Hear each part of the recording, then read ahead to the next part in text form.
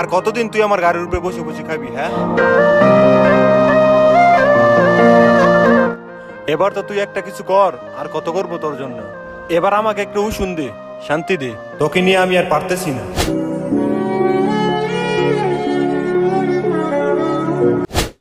জুনাই আমাকে বাসা থেকে জোর করে বিয়ে দিয়ে দিতেছে, তুমি কিছু করতেছো না কেন?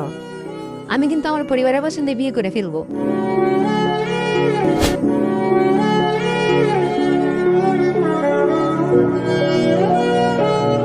কিরে, মন খারাপ?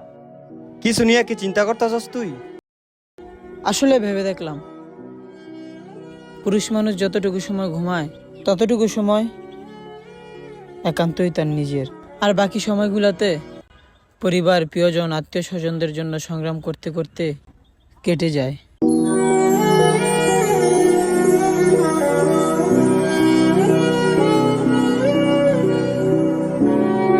থাক তুই, আমি আসি।